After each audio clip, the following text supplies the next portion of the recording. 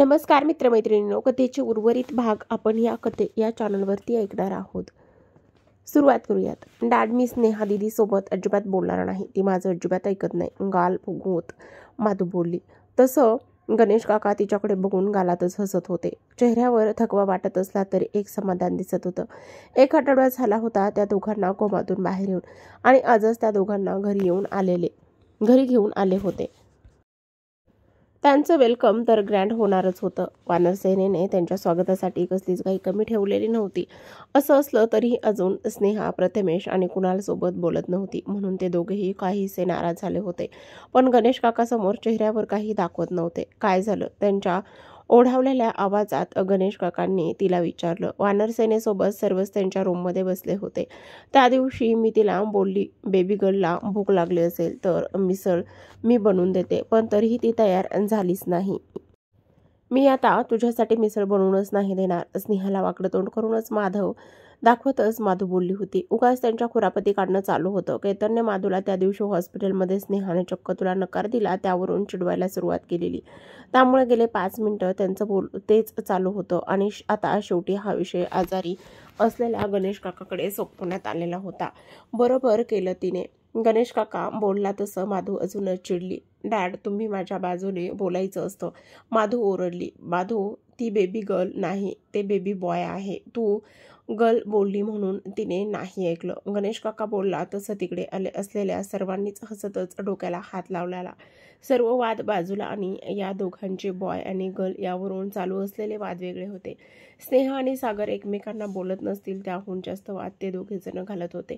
गणेशचं म्हणणं तिला मुलगा व्हावा आणि माधूचं म्हणणं तिला मुलगी व्हावी, म्हणजे तिच्यापेक्षा लहान अशी घरात एक मुलगी असेल तिच्यासोबत खेळायला. पण माधू सोडल्यास बाकीच्या सर्व वानरसेनेला गणेश काकांचं म्हणणं पटलेलं. तो कुणालचा म्हणजेच त्या सर्वांचा जावई असेल, म्हणून या वादात ते सर्व गणेश काकांच्या बाजूने असले तरी माधूला तसं काही दाखवत नव्हते. नाहीतर ती त्या सर्वांसोबत भांडायला तयारच असायची. यात ना स्नेहादीची चूक आहे न तिने ते बाऊल उचलले नाही. तिने ते बाऊल उचलले असते तर समजलं असतं ना गर्ल आहे की बॉय ते. कार्तिक मध्येच पडला. बाऊल उचलायची काहीच गरज नाही, माझं नातं जावयाचं आहे. गणेश काका उगाच जबरदस्ती आवाजात जरब ठेवतच होता. तो जावई बोलला तसे सर्व शांत झाले. त्यांनी सर्वांनी एकदा कुणालकडे पाहिलं आणि एकदा स्नेहाकडे. काकाला आता आराम करू देत नाही तर मी त्याला पुन्हा हॉस्पिटलमध्ये घेऊन जातो. काही काळ शांत झालेली वातावरण नॉर्मल करत सागर बोलला.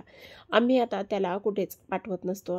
केतन पुढे होत बोलला. त्या दोघांना आरामाची गरज आहे. सागर बोलला तसंच सर्वांनी गणेश काकांचा निरोप घेतला. कुणाल, प्रथमेश, मला येऊन भेटा, आजींनी सांगितले, आणि त्या त्यांच्या रूममध्ये गेल्यात. केतन आणि कार्तिकने एकदा त्या दोघांकडे बघितलं आणि सूचक नजरेने गालात हसतच ते निघून गेले. यार आजी, आता तरी अशी धमकी देत रूममध्ये बोलवणं बंद कर. कुणाल येऊन सरळ तिच्या मांडीवर डोकं ठेवूनच झोपला होता. ए आजी, हा नेहमी असाच करतो. मला झोपायचं होतं तिकडे, त्याला उठवायला सांग ना. प्रथमेश उगाच चिडत बोलत होता. गणेशचा ॲक्सिडेंट कसा झाला? त्या दोघांच्या बोलण्याकडे दुर्लक्ष करत आजीने विचारलं. कुणालने एकदा प्रथमेशकडे बघितलं. प्रथमेश सुद्धा त्यांच्याकडे बघतच होता. माहीत नाही, कुणालने शांतपणे सांगितलं. आजींच्या आवाजात गोंधळ होता. पोलिसांना काही संशयास्पद सापडलं नाही. कुणालने पुढे सांगितलं. नक्की? आजीने पुन्हा विचारलं. हो आजी, तसंही काकांची आता कोणासोबत दुश्मनी असेल, उगाच त्याला कोणी का मारेल? प्रथमेश उगाच पुढे होत बोलला. ठीक आहे, तुम्ही निघा, आजीने डोक्यावरचा पदर नीट करत सांगितलं. नको काळजी घेऊस. कुणाल आजीला समजवण्याच्या उद्देशाने बोलला, पण आजी काहीच बोलल्या नाहीत. मी निघतो. कुणाल आता आजीच्या मांडीवर डोकं ठेवून झोपलेलं बघून प्रथमेश तिकडून निघत बोलला. कायला सोडायला जातोस ना? आजीने विचारलं. तसं प्रथमेशने फक्त मान हलवली. कुणाल गालातच हसत होता. बाईक घेऊन जा, ते लॉंग ड्राईव्ह की काय म्हणतात ना, ते तिकडे जा. कवितासोबत मी बोलते. आजी मिश्किल हसत त्याला चिडवत बोलल्या. तुला बोललो माझ्यासोबत लॉंग ड्राईव्हला ये तर ते नको असतं तुला, आणि नको तिकडे डोकं चालवत असतेस. प्रथमेश तोंड वाकडं करतच बोलला. ती तुझ्यासोबत का येईन? ती फक्त माझ्यासोबत येईन. आजीचा एक हात पकड कुणाल बोलत होता. आजी, हा कधी घेऊन जातो का ग तुला फिरायला? दरवाजात उभा राहून प्रथमेशने विचारलं. जा, हळू जळू नकोस, ती तुझी वाट बघत असेल. कुणालने गालात हसतच त्याला सांगितलं. तसं तो तोंड वाकडं करतच तिकडून निघून गेला. कुणाल प्रथमेश जाताच आजीने त्याच्या डोक्यावरून हात फिरवतच मायेने त्याला आवाज दिला. त्याने फक्त हुंकार भरला. अजूनही तो आजींच्या मांडीवर डोकं ठेवून शांत झोपलेला होता. तू आणि पिया कुठेतरी बाहेर जाऊन या. 3 वर्ष लग्नाला होत आलेत. तू तिला कुठेच बाहेर घेऊन गेला नाहीस. आजी त्याच्या डोक्यावरून हात फिरवत त्याला बोलत होत्या, पण तो काहीच बोलत नव्हता. तू मोठा आहेस म्हणजे नेहमी कर्तव्यात बिझी असायला हवं असं नाही. कधीतरी सुट्टी घेऊन जा. ती काही बोलत नाही म्हणजे तिच्या काही इच्छा आहेत असं नाही. आजी बोलत होत्या तरी तो शांत होता. तो नेहमी तुझ्यासोबत उभी असते, पण सध्या तिला खूप कमी वेळ मिळतोय तुझा. तो मात्र शांत बसला होता, काहीच बोलत नव्हता. त्यालाही पटत होतं ते सर्व. 3 वर्ष लग्नाला होत आलेली होती, पण हवा तसा वेळ त्यांनी कधी एकत्र घालवलाच नव्हता. असं नाही की ते कुठे जात नव्हते, पण गेले तरी एखाद्या दिवसांसाठी जवळपासच कुठेतरी जाऊन लगेचच परत यायचे. प्रत्येक वेळी काही ना काही अडथळा येतच होता आणि त्याला कधी लॉंग ट्रिपला जायला मिळालं नव्हतं. एकदा तरी काढलेली तिकीटं त्याला रद्द करावी लागली होती. नाहीतर काम असायचं, कधी तो बिझी तर कधी ती, नाहीतर फॅमिलीमध्ये काही ना काही असायचंच. असं असलं तरीही ती शांत होती. एकदाही ती त्याच्यावर रागवली नव्हती किंवा कधी बाहेर घेऊन जाण्याचा हट्ट केला नव्हता.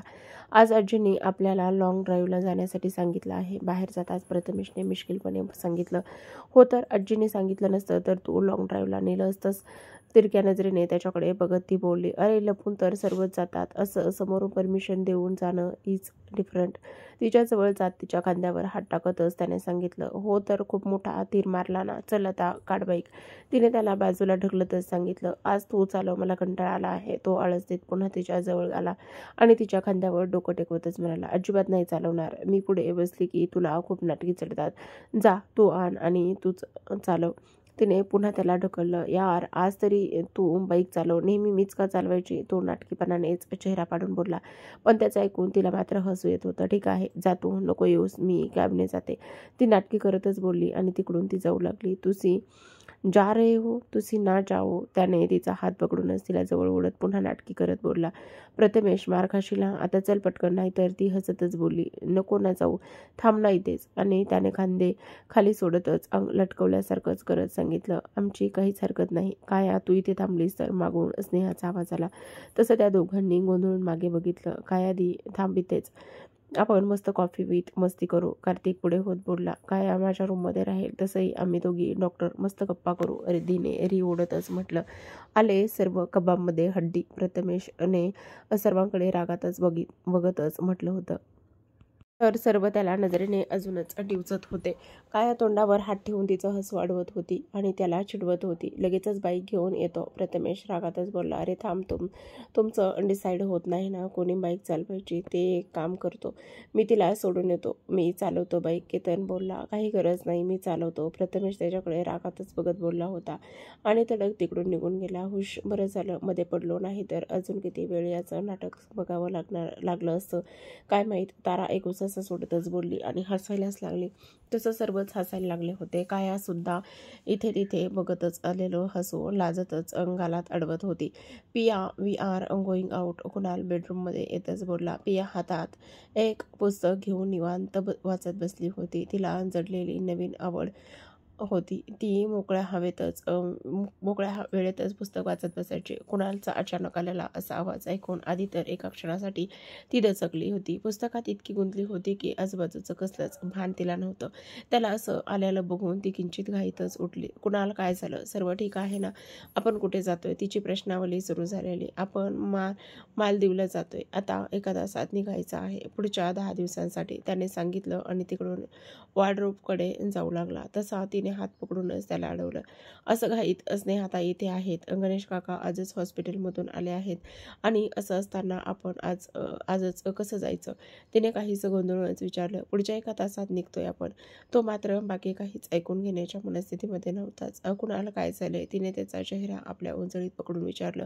आता कुठे तिचं लक्ष त्याच्या चेहऱ्यावर गेलेलं आणि त्याचे लाल झालेले डोळे बघून तिच्या काळजात एक कळ उठली. तुमचे डोळे इतके लाल कसे, तुम्ही रडलात का, तुम्ही आजींना भेटायला गेलेलात ना, त्या काही बोलल्या का तुम्हाला. पुन्हा तिची प्रश्नावली सुरू झाली.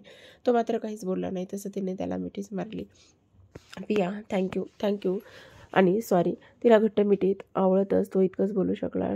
काय झाले आहे सांगाल का. आणि असं घाईत नको जाऊ, या दोघांना खूप कामं आहेत. ती त्याला शांत करत बोलली. आपली कामं कधीच नाही संपणार, आपण आजच जातोय, त्याने ठामपणे सांगितलं. असं 1 तासात म्हणजे शॉपिंग काहीच नाही केली, निदान ज्या का आहे त्यात तरी नीट पॅकिंग करायला जमणार आहे का.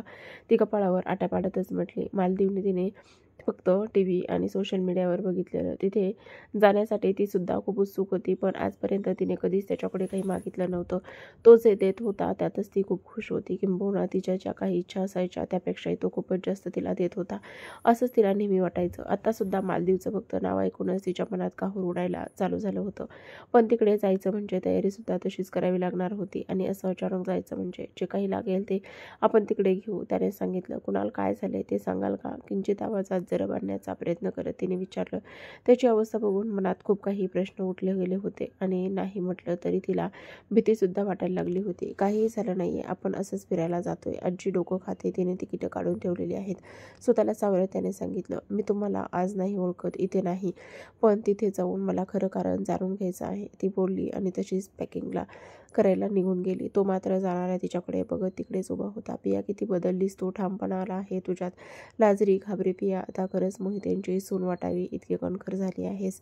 आजींनी अगदी तिच्यासारखं तुला ट्रेन केलं आहे. मॉम किंवा कोणत्याच काकीला जमलं नाही तितकं तू आजीकडून शिकली आहेस पिया, पण तरीही तितकीच साधी आहेस अजूनही. तिला बघतच तो मनातच विचार करत होता.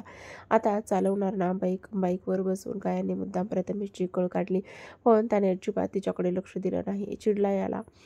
चिडायला तर कारण लागत नाही. गालात हसतच ती पुटपुटली आणि पुन्हा थोडं पुढं होऊन त्याच्या खांद्यावर हात ठेवतच थोडं पुढं सरकली. तसं त्याने खांदा हलवतच तिचा हात झटकला. प्रथमेश, आपण घरी जातोय, काहीसं चिडून ती ओरडली. त्याने बाईक अगदी तिच्या घराच्या रस्त्यावरून घेतली होती, पण आधी तिला वाटलं तो मस्करी करतोय. नक्कीच पुढून तो दुसरीकडे घेऊन जाईल. पण जसजशी तिचं घर जवळ यायला लागलं तिच्या कपाळावर आठ्या पडायला लागल्या होत्या. पुढ्यात बसलेल्या त्याच्याशी काहीही सांगू शकत नव्हती. त्यात तो भडकला की खरं तर तो तरी ती घर सोडून येईल. तिला खात्री होती. तर तू जर आज लगेच घरी सोडलंस ना मला, तर 10 दिवस माझ्यासोबत बोलायचं नाही. त्याच्या कानाजवळ जाऊन ती बोलली. नाही, ओरडलीच आणि त्याच्यापासून लांब होऊन गाल बघूनच दुसरीकडे बघू लागली. दोघांचं असंच होतं. मनवणं म्हणजे काय असतं माहीतच नव्हतं. एक रागावला की त्याला सॉरी बोलायचं सोडून आपणच त्याच्यावर रागवायचं आणि मग थोड्या वेळातच दोघंही आपापला राग विसरून एकमेकांशी बोलत होते. कितीतरी वेळा अगदीच टोकाची भांडणंसुद्धा दोघांमध्ये झालेली होती आणि मग आबोलासुद्धा वाढायचाच. आणि मग तेव्हा प्रेम हे फुलायचंच. ती किंचित मागे होऊन हाताची घडी घालून बसली होती. तसं त्याने बाईकची स्पीड वाढवली. अचानक वाढलेल्या त्या स्पीडमुळे ती त्याच्यावरच जाऊन आपडली. पण ती सुद्धा तर त्याच्यावर रागवलेली. पुन्हा मागे होत तिने बाईकला मागे पकडलं, पण त्याच्यापासून अंतर राखूनच बसली होती. तिला असं लांब बसलेलं बघितलं आणि तसं त्याने फास्टमध्येच बाईक तिच्या घराच्या पुढे घेतली. बाईक पुढे गेली तसं तिच्या चेहऱ्यावर हसवलं, पण लगेचच तिने ते गालात दडवत चेहरा नॉर्मल करत आपल्या चेहऱ्यावरचा राग कायम ठेवला.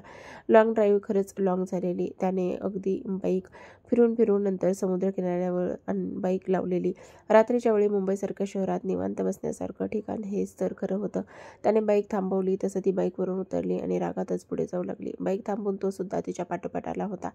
थोडं पुढे जाऊन ती तिकडेच खाली वाळून बसली होती. तोच सुद्धा तिच्या बाजूला जाऊन बसला होता. तिची नजर मात्र समोरच होती आणि त्याची तिच्याकडे. ब्ल्यू जीन्स, त्यावर मेहंदी कलरचा टी-शर्ट, हातात नाजूक घड्याळ, पायात स्पोर्ट शूज, कानात साधे टॉप्स आणि केसांची पोनी. पाय थोडे उचलून पायांना हाताची मिठी घालतच तशीच वाळूत बसलेली. शांत उभा गोरा चेहरा त्या अंधारात सुद्धा स्पष्ट दिसत होता. मेकअप तर कधी तिला आवडतच नव्हता. त्या सुट्टीच्या दिवशी घरात असल्यावर तर ती काहीच मेकअप करत नव्हती. मोहित्यांचं घर आता तिच्या नेहमीच्या येण्या-जाण्याचं झालेलं, म्हणून तिकडे येण्यासाठी पण ती आता कधीच मेकअप करत नव्हती.